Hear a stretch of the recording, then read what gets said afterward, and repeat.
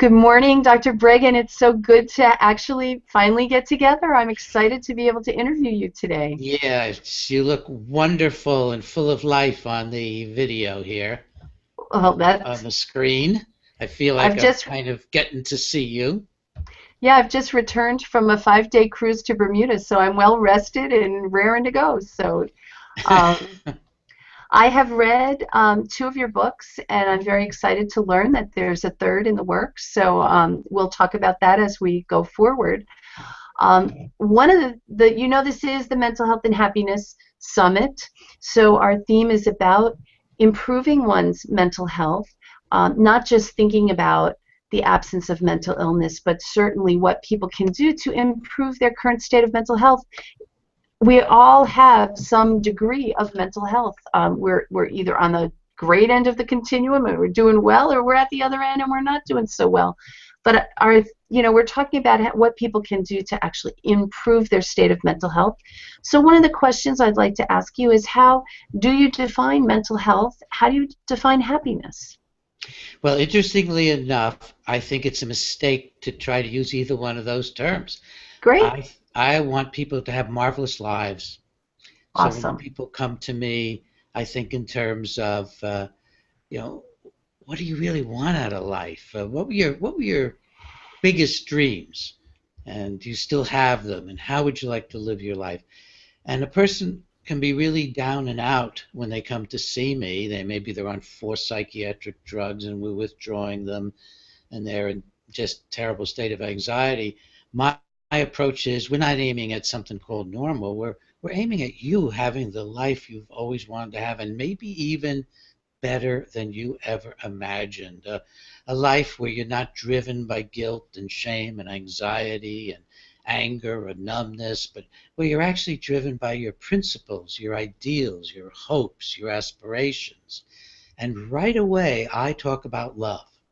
And Mm. I might just come out and say, listen, when you learn to love, there's no room for craziness. That if you're in touch with being a source of love and you've found people to love and you learn to love life and you just open your heart. It's actually not learning to love life, it's opening your heart because we all have in us the capacity to love. And I also talk about God if someone is interested in talking about God. And actually, most people believe in God, but they live in such a secular world, they don't realize that if you believe in God, then you have this powerful ideal, this powerful concept to also guide your life with. So I deal in the spiritual realm as well. And of course, as you know from my books, I really take the viewpoint that psychoactive substances of all kinds, psychiatric drugs as much or more than any other drugs, are harmful to the frontal lobes of the brain and to the whole brain functioning, and interfere with you finding your life, your greatness, your goodness, the way you want to be and the way you want to live. And that's how I think about my life. It's how Ginger and I think about our lives. And the Mm. concept of mental illness doesn't come up in my thinking. Diagnosis doesn't come up in my thinking. My clients will ask me, what's my diagnosis? And I'll say, well, listen, we'll make up one for your insurance if you want to, and I'll pass it by you and we'll discuss it. But I consider it a fabrication, and I don't think that way. I don't think, oh, you're OCD, oh, you're schizophrenic, or oh, you're this or that. I think, what's your story? What's your life? Where you been? Where do you want to go? What's getting in the way? Why are you so stymied? So it's very principled, very idealistic way of looking at life. Now I understand why you and Dr. Glasser got along so well. Oh, we got along fabulously, and we both believe deeply, of course. And I think probably earlier in my career, he influenced me in that regard in human choice. One of the things I see is that even children are making choices, and they're thinking hard. And many children are very, very thoughtful. They're trying to figure out why is she being treated lesser than her big brother, or why are these things going on in the world that seem to make women feel uncomfortable about their bodies, or they may be thinking, why do my parents treat me this way? I won't treat other people this way. Kids are thinking about things early on, but because they're kids, they draw wrong conclusions. They draw sweeping conclusions that get in their way, such as I'll never hurt a flea, Right. and so then they can't defend themselves, or I'll never love anyone, it's not safe, and then they grow. Maybe that was a little, maybe that helped in childhood. It may have gotten them through a dreadful childhood, but then these lessons don't work very well in adulthood. So they have to reframe, rethink, and as Bill would emphasize, they have to make new choices, better choices. Making Right. sense? Definitely makes sense. And when you spoke of love, it made me think that you're emphasizing the importance of relationships in a person's happy life. Is that right? It's all about relationship. I have a new book coming out in December. I mean, you can get advanced copies on Amazon. It's a real departure in terms of a whole book for me. And it's called Guilt, Shame, and Anxiety. And it starts out with the idea that our journey began with a little tiny shrew-like creature about the size of a clip, a paper clip, who nursed its baby. And that was the first mammal. And that was a long time ago. And with that nursing begins the human characteristic of intense intimacy, the longing for intense intimacy. And then as we develop, our brains don't even reach, well, we're born like with a fetal brain. It takes a year for it to double in size after we're born. So what's going on during that time is our brain is literally being made up of our social experiences. Literally. Your Mm-hmm. whole neuronal pathways grew and developed in response to the stimulation, the love, the lack of love, the care, the interest, the excitement in the world around you. So that I like to say we're made of each other. We're literally made of each other. And the worst and most terrible things that happen to people where they get diagnosed as psychotic or schizophrenic or something like that. It's just that the social fabric didn't get woven very well and it's tearing apart. So I have a very specific way of thinking that we human beings are sort of inextricable from each other.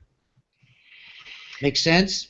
It makes a lot of sense. So, what would you say are some of the obstacles, either cultural or personal, for people achieving, the dreams and goals that they have for themselves in their life, their happy life?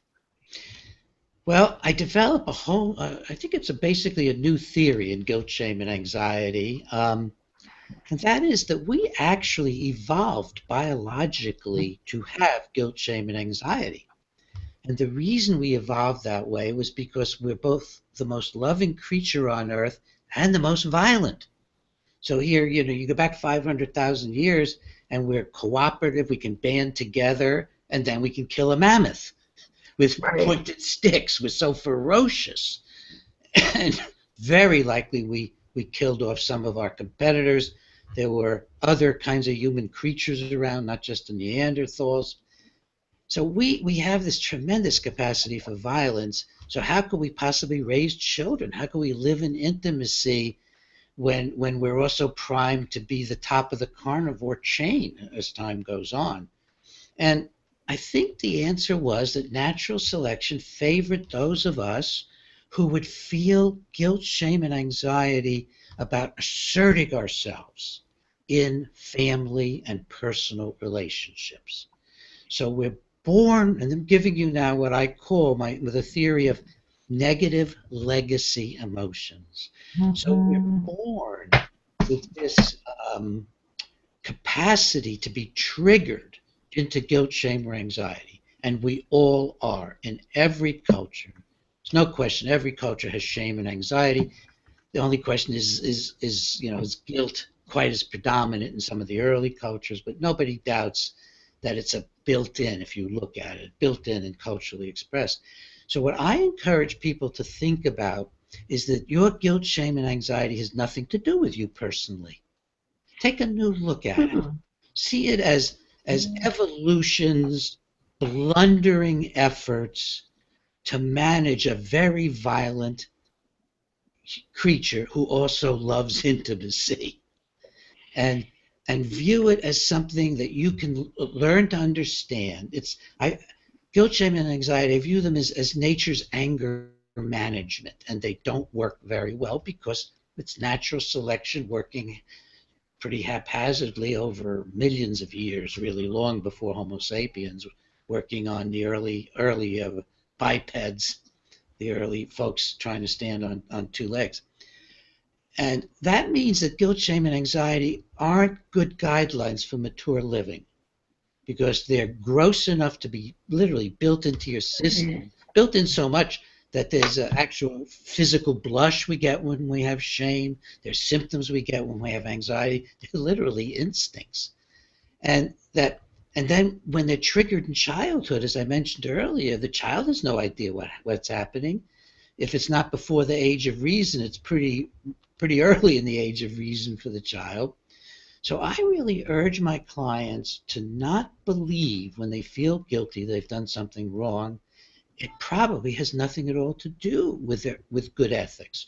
They feel ashamed to not think they've done something shameful. When they feel anxious, to not think the world is really coming to an end and that they have to be paralyzed, but rather that we can leave that behind to live by, Bill would say, choice, to live by reason, to live by ethics, and above all of things, I think, to live by love, to love one another, to have close relationships. I've just unraveled for you a very brief intro to the concept of negative legacy emotions, and it's a very practical concept. It says, learn to identify guilt, don't respond to it. Learn to identify anxiety, don't respond to it. Same with shame.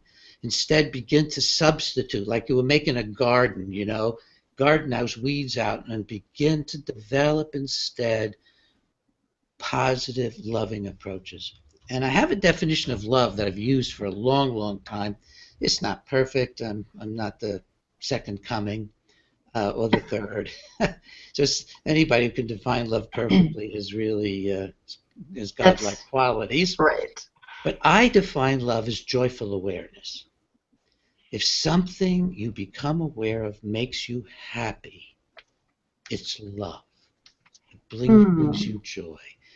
And if you can have a relationship at my age where you look at your wife or your husband and you feel joy, that's love. And when that baby, your infant is born, you look at it, and you feel joy, or sunset, or your pets. So it's a good working definition. And it says that guilt, shame, and anxiety have no place in that. And all the miseries that we associate with love are actually relationship issues. They're the absence of love. It's love has gotten inhibited, love has gotten distorted. We've been hurt in loving relationships or relationships before we're loving. But that keep reminding yourself that love is actually beautiful. It's a treasuring. It's a reverence. It has most people who really love each other have a profound sense of spirituality surrounding it. And life can really be lived that way. I'm 78 now, and I've taken on the most powerful institutions literally in the world. I go up in the courtroom against literally the biggest corporations in the world. I've gone up against the biggest federal agencies, at least the meanest, the Yeah. health agencies, the Justice Department. I've been doing it for decades, first without Ginger and then with Ginger, which is the better time. And I can tell you that if you really work on not responding to guilt, shame, and anxiety, and if you really work on living by a chosen set of principles, and if you really work on taking a loving attitude, even as you're fighting, if you wish to, for good principles, that life will be good. It's as good a chance as you'll get. There are chances that can interfere, and we can't control them all, but it'll be as good as it can be if you live by principles and by love. I like that. It's almost like you're saying, don't take those emotions personally. They're not really about you. I really like that. Oh, that's wonderful. You're one of the few people I've begun to have a conversation with it about. It makes a lot of sense to me. And Peter, I want to share with you that we have a group of students who are watching this interview in one of our Glasser Quality Schools, and we have some questions from them. If I could share with you two of those questions. One of them is, a student writes, my mind is constantly active to the extent of where I think about the most insignificant things that most wouldn't dare to think of. I am currently taking anxiety and antidepressants for this, but it doesn't seem to be having any effect. What would you suggest? How old is this student? Do we know? Well, it's a high school, High school? so All right, yep. that's good enough for me. Well, listen, you can't overnight stop psychiatric drugs. That's the first thing. I've written a book called Psychiatric Drug Withdrawal. You and your family might want to get it. It'll tell you how to reasonably go about getting off psychiatric drugs. It will also, in the first half of the book, give you and your parents all the data you need to know that taking psychiatric drugs is a very, very dangerous thing. And the longer you're on them, the more risk there is of long-term harm. So don't just stop them, but I would suggest you get the book if you can, Psychiatric Drug Withdrawal, and share it with your parents and share it with your prescriber.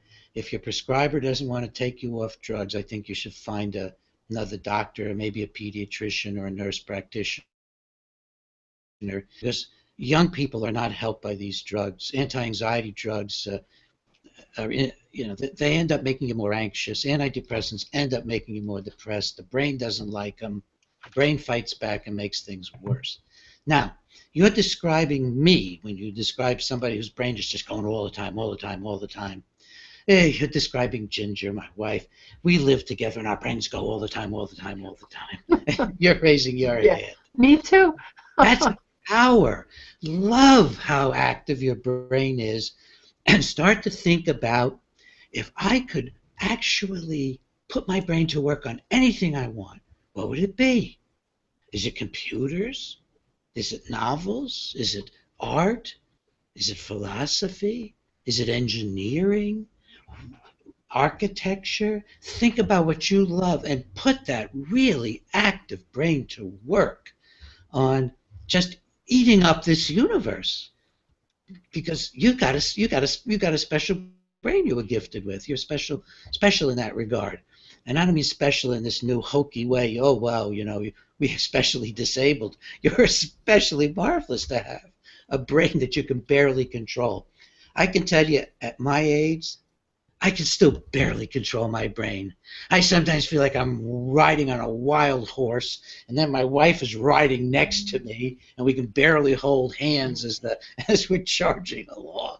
So value your aliveness, taper off the drugs, look for what you really love in life, and if you're not getting A's in school, forget it. That's not the issue right now.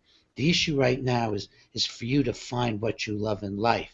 Straight A's only got people into colleges where they still wanted to get straight A's, and then usually into bureaucracies. Go for your creativity. A good life comes from finding out what you love to do and doing it. That's really where it comes from, whether it's music or science or sports or whatever it is. Find what you want to do for your life, what turns you on, what makes you happy, and don't let anybody, after you're off these drugs, give you any psychoactive substances. They will gradually interfere and eventually harm your brain. So, and see if you can find a good therapist or good counselor, or ask your parents to come with you and talk about what's going on at home. Because the stress in a high school age person is usually rooted in unresolved family communication issues. I mean, it could go back to child abuse. It could be related to bullying in school.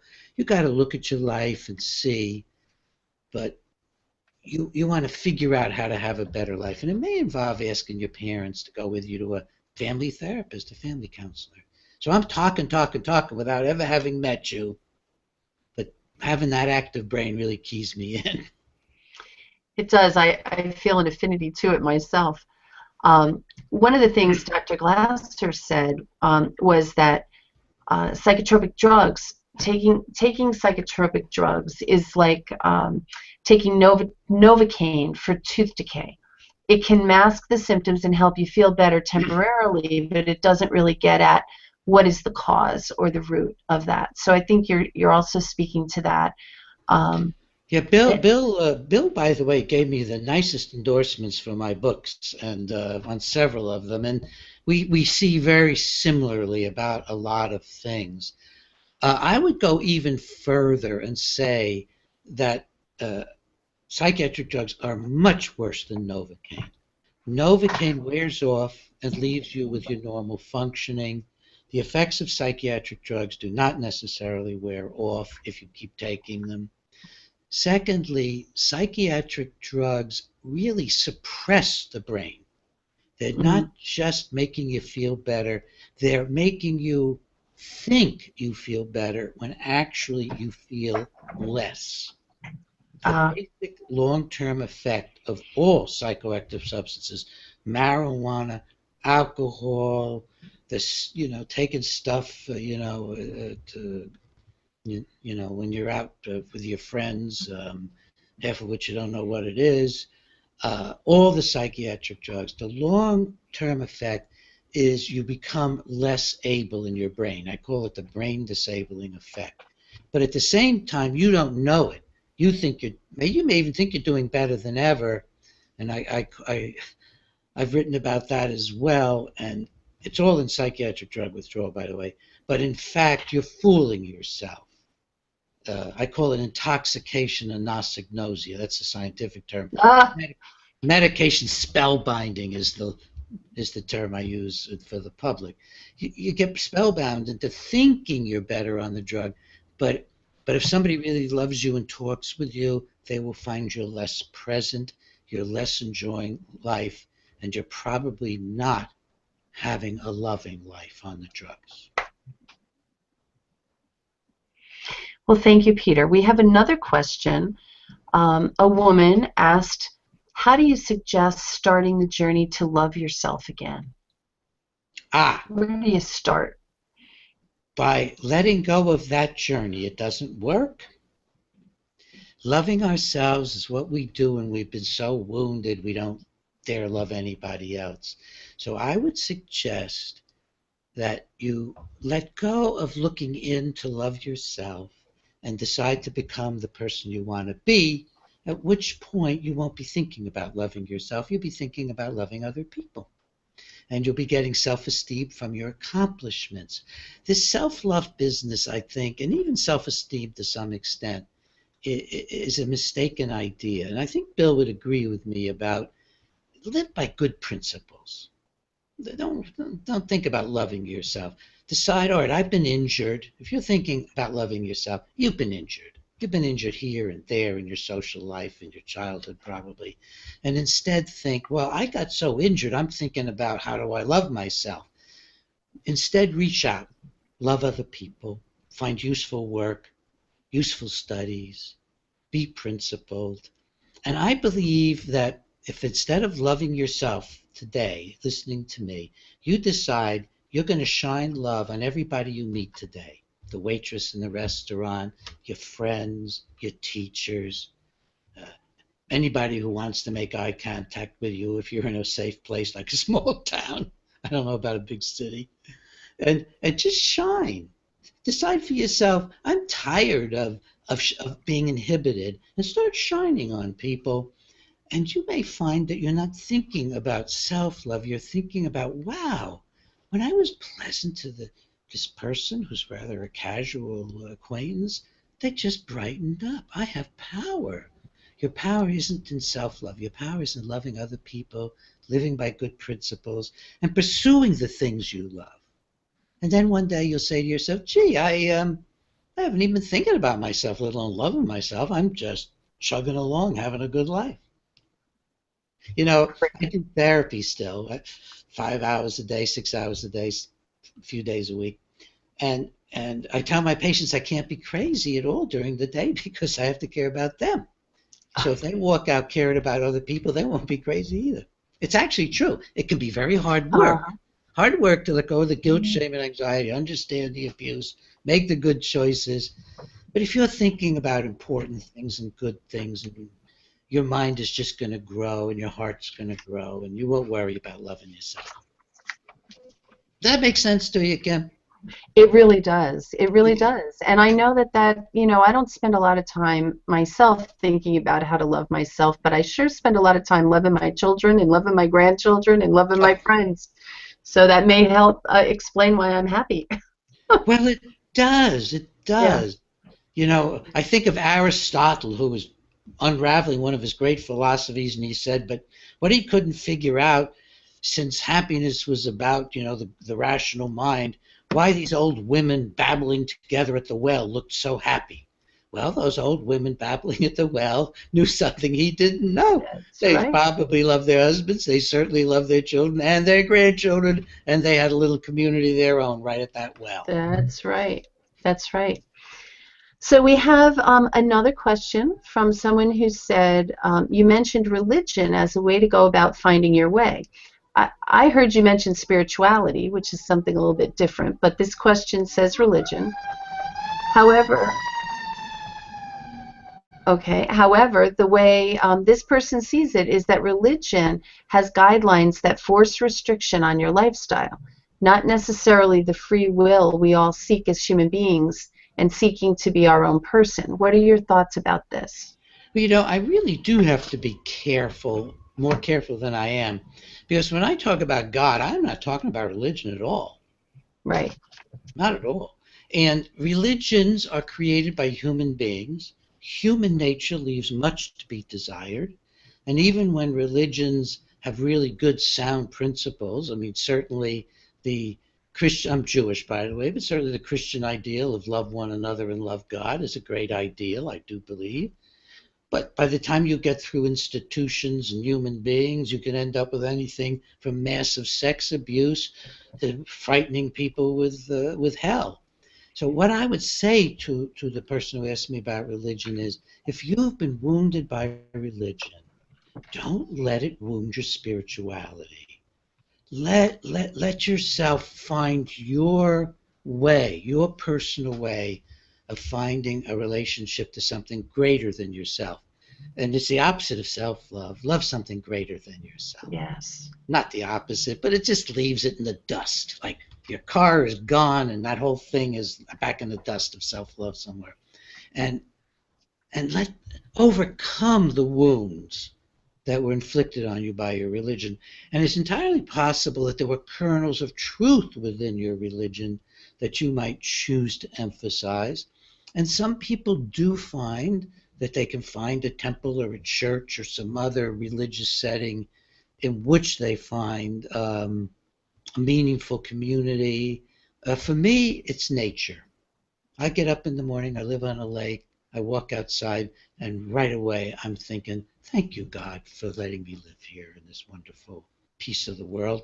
And then I go to work on all the evil, because as you know, I do a lot of confronting all Yes. day long Yes. of the evil out there. Yes. Yeah, I see God in every sunrise and sunset that I'm privileged to see. I agree with the Yeah. nature piece. Yep. We It's have another. interesting. We have quite a correspondence of feeling and views, and you would feel the same way with Ginger. Uh, I'm sure I would. I have a question from an old friend you may remember, Bob Wobelding. Well, hi. Yes, and Dr. Wobelding says, "Good to see you, Dr. Breggin." Wish He's, I could see you. I know. He says, "What do you think about the paradoxical approach to shame, etc.? When we feel it, embrace it, and accept it, and oftentimes the shame lessens." Any thoughts about that? Well, I like that as an idea, providing you don't take it personally, that you realize. See, I think all of our feelings we should embrace. You feel guilty? Welcome it. Tell it, I know who you are. You were built into me biologically. Everybody in the world's feeling guilt at one time or another. And I know it was stimulated in my childhood, and maybe just yesterday by somebody who wanted to manipulate me, made me feel guilty. All right, come on, give me your best blow because I'm getting rid of you. I'm going to guide by sound ethics and by love. So yes, if you feel the feeling, don't be afraid of it. Some of the time you might want to hold a loved one's hand and say, hold my hand. I'm going to let this anxiety come over me. Because unless you act on it, no emotion can harm you unless you act on it. So let that anxiety tell you it's the end of the world. Let it tell you you're doomed. Let it tell you you're weak and helpless, and blow it off after it's stormed with all its might. And then go on, live by principles and love. I love that. You've talked several times about good principles, Dr. Breggin.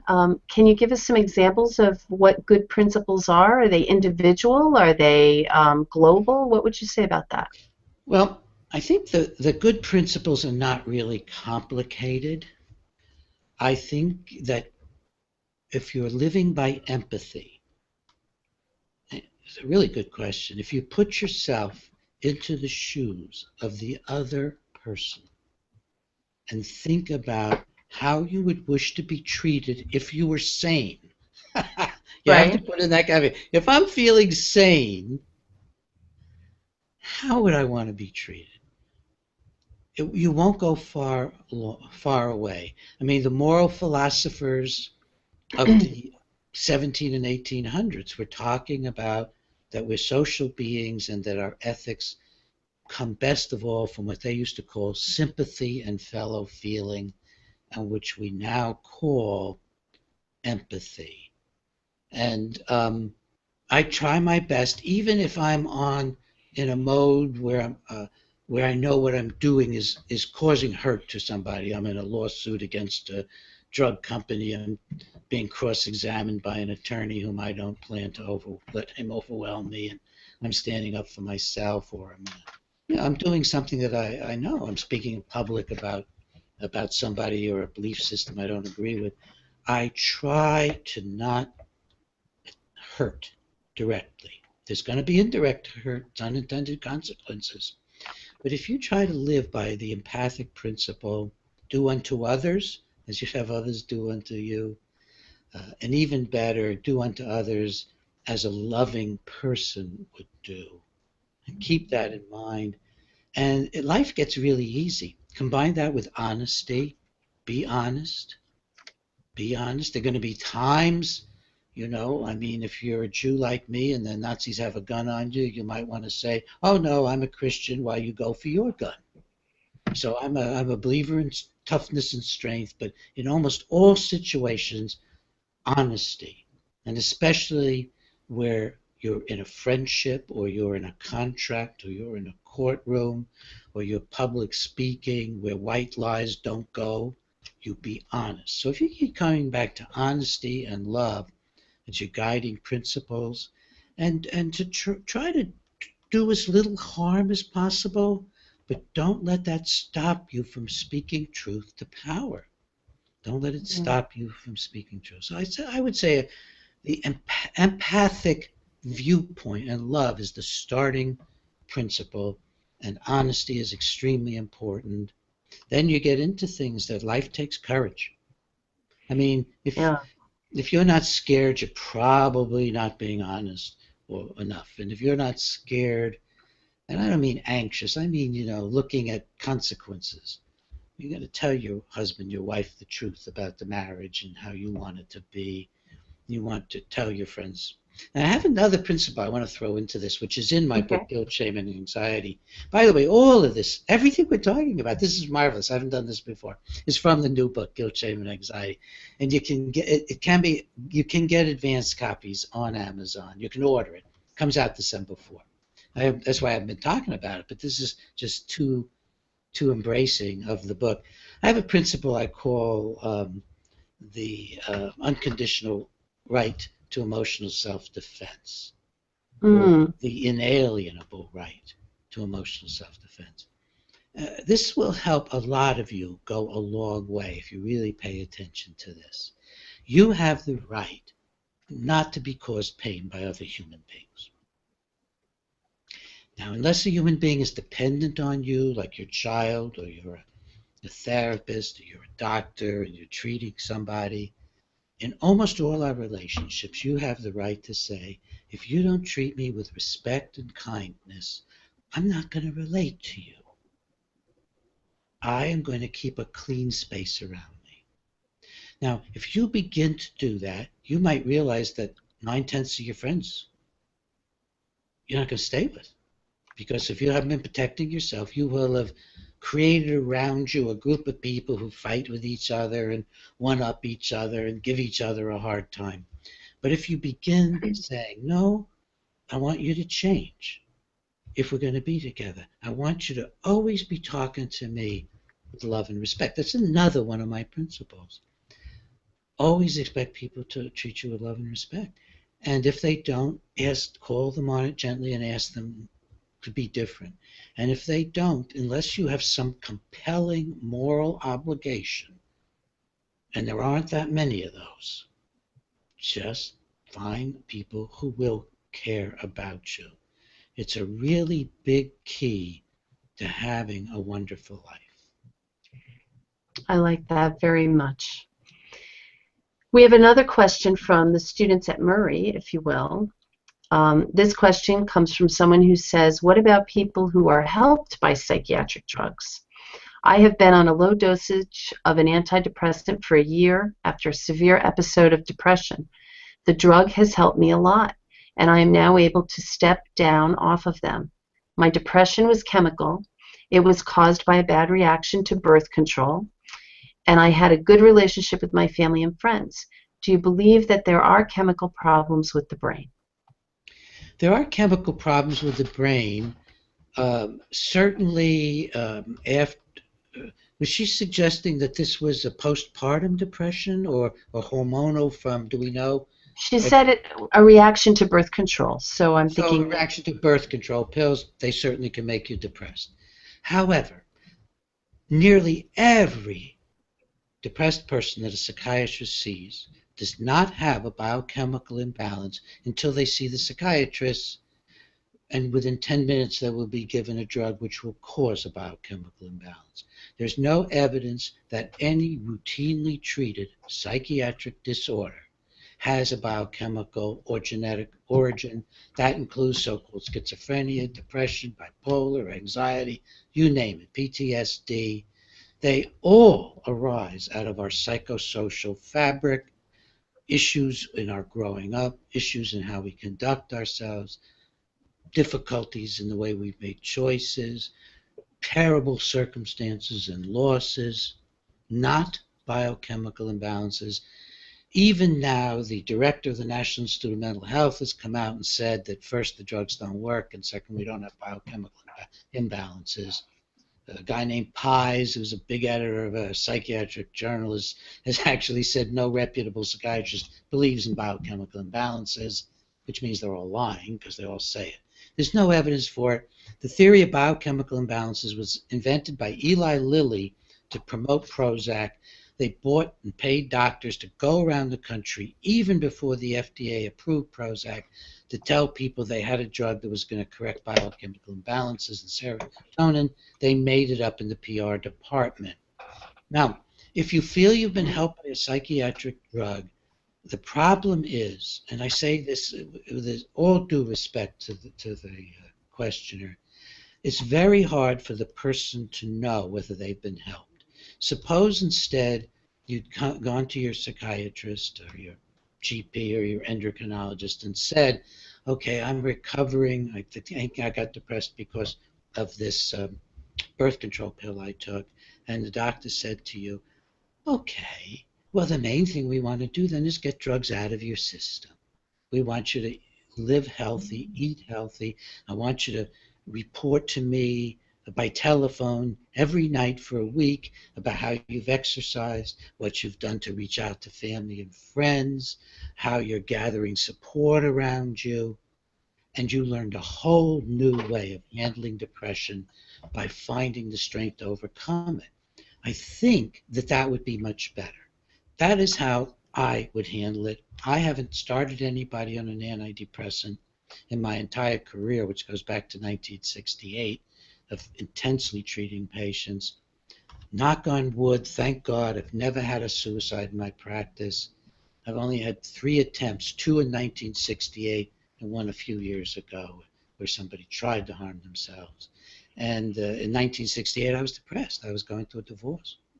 And so I didn't recognize properly and handle properly. And 2 of my patients did make attempts, but they not ones that succeeded.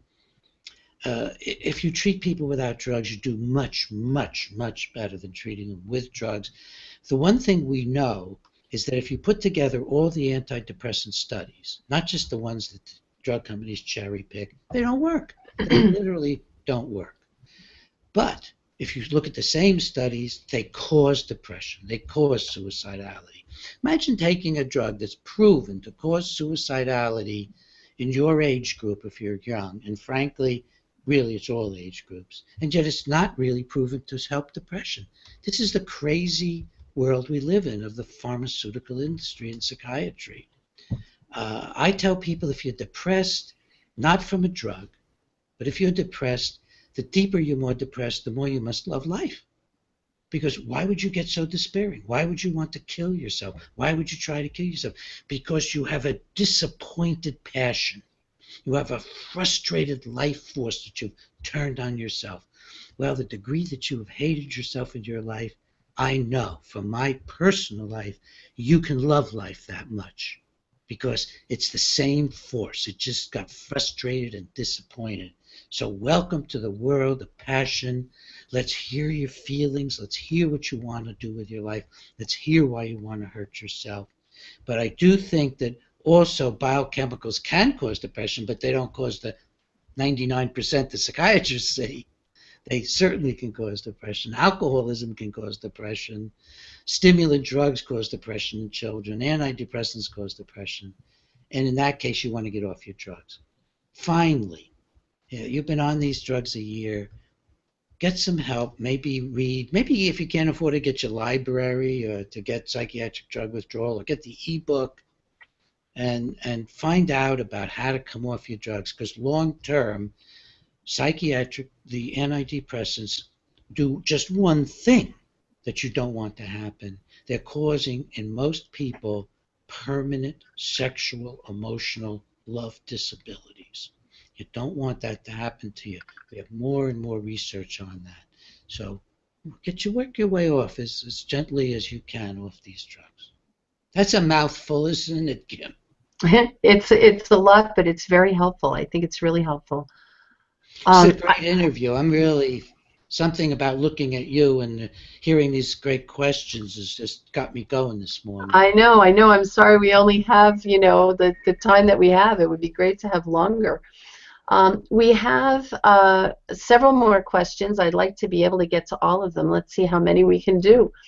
The next one comes also from the students at Murray High School, and it is, how can I express my religion without worrying about others who could be strong Catholics or Baptists telling me that I'm going to hell?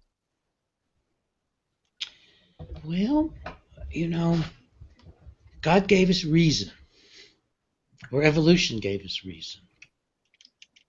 And every human being has to really work on deciding what makes sense to them. And I know a lot of people who literally gave up their religions because it excluded other human beings from heaven or sent them to hell or whatever. And I want you to find the strength and courage to live by your own ethics. Now, remember the earlier principle, the inalienable right to emotional self-defense. If somebody told me I was going to hell because I was Jewish and didn't go to temple, or because I believed the things I believe, I probably unless I found it amusing, which I can't imagine I wouldn't talk to them. I wouldn't expose myself to those kinds of people. Do you really need these people in your life? Well, if you're afraid of being lonely, then hang on to them for a little bit while you look for people who have an all-encompassing view that good human beings are not going to be punished by an angry God. I would agree with that as well. And it's so funny because when I read the question, I thought of the same, your principle of keeping the clean space around yourself. It was the same thought I had.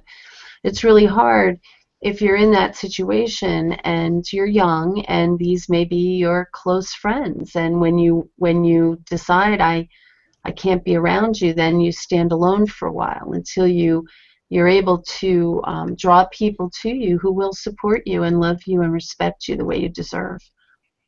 Well, Yes. that's very, very well put, Kim. One of the things I found out about myself is that if I give, for example, an angry speech, which I used to do in my 30s, I conducted an international campaign to stop lobotomy in my 30s, and I Oh, was enraged at the lobotomization of women far more than men. I was enraged at a lobotomy project down in the South that was lobotomizing little black kids as young as age 4 or 5. When horrific. I was very, very angry, and I realized that when I was angry and I gave an angry speech, the people who came to me to want to be my patient were all very angry people. It made for a very hard practice. But as I learned to talk about these issues with more love and care and empathy, then the people who came to me were more loving, empathic people who wanted help. And you can gradually, over the years, build around you people who are always supportive. If I go into town, I live in the country, if Ginger and I go into town and visit our friends, I mean, it's joyful. We're so glad to see each other. They may be working, we'll spend a few minutes together. Nobody says a kinky, weird, or negative thing because these are the people we've brought into our lives over the years and they've brought us into their lives. It really can be done, folks. You really can create a happy personal community, but you have to believe in your right to have it. Yeah, that's right. You have a program, don't you? Something called Empathic Therapy. Is that right? Oh, thank you for asking.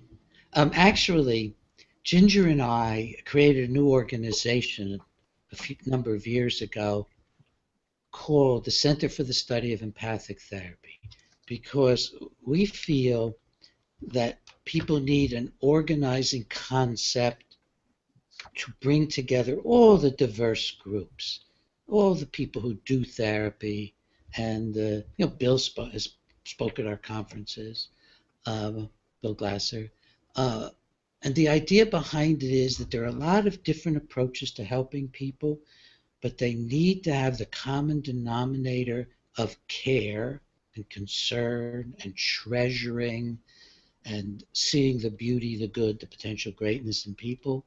And that if it isn't based on that, it's going to actually do more harm than good because it's going to be the same old lesson that made these people miserable to begin with. And so it's an umbrella group. Um, we are holding a conference in October, just in a couple of weeks. Is probably too late for a lot of people here, but if you're in the Syracuse area or you want to fly into Syracuse, you can look it up. We're co-conferencing with an organization called It's All About Child and Family. So look up It's All About Child and Family. But beyond that, we're going to be co-conferencing with a wonderful therapist, Bert Karen, at the campus of Michigan State in April. So be on the lookout for that next year. And what we do is we bring people together and have speakers who believe both in confronting psychiatry and in empathic therapy. And it grows in part out of what I feel is the failure of humanistic psychology. Not all humanistic psychologists, but the humanistic psychology movement hasn't stood up to psychiatry. I don't think it's ethical or effective to stand up for caring therapy without saying you need to not be on drugs because they're going to injure you and interfere with your empathic capacities. I have an empathic therapy training film that you can get on Amazon or off our website. And it's me. I basically asked volunteers and to do therapy with me and to play parts, but they all pretty much ended up playing themselves, as you'll see. Mm-hmm. And it shows me and doing what I do, but it's not to teach you to do therapy like me. It's to encourage you to bring out the best in yourself as a person so that you bring out the best in other people. That's the theme of my therapy teaching is bring out your best. Be your best with your patients. Put borders around it so that you're not acting out anything and hanging out with them or touching them. But love your patients, care about your patients, relate to your patients. And that's the empathic therapy training film. But it's a theme that runs all the way back to my book, Toxic Psychiatry. By the way, people could construe from what you said earlier that I've written 2 or 3 books, but I've written over 20 and I got about 50 Right. scientific publications. But the books that have influenced the people the most professionally, I think, are Toxic Psychiatry, which gives a wonderful overview, and my more recent book, Psychiatric Drug Withdrawal. And now this whole new arena I'm opening up with my book, Guilt, Shame, and Anxiety. And are all those books available on Amazon? Everything is available on Amazon, including getting Guilt, Shame, and Anxiety in advance. Yeah. Okay, and how about if people to be on your mailing list so that they can learn about those conferences you talked about? What would they need to do? People can go online to Breggin.com, Breggin.com, and order our free newsletter. We have thousands of subscribers. It's a marvelous newsletter. My wife does it. We have a lot of interesting articles, original articles, and sometimes we reprint, but mostly original articles. And it's just a wonderful way to stay in touch with me. I have a radio show once a week on PRN FM, live 4 p.m. Wednesdays, where I interview cutting-edge people. See, I don't sit there and self-love. I interview other folks and throw in a little bit of my stuff, and those are archived forever on prn.fm. It's a really, really good internet professional station. That's another way to stay in touch with us. And my website, Breggin.com, keeps you up with different aspects of my work. And then our second website is empathictherapy.org. You can get there from Breggin.com, though. All right, excellent. We did have a couple of questions we just didn't have time to get to. I apologize to those viewers. I just want to ask one last question is, do you have any last takeaway you would like our viewers to walk away with? Sure. Live life. Don't sit around waiting for it to happen.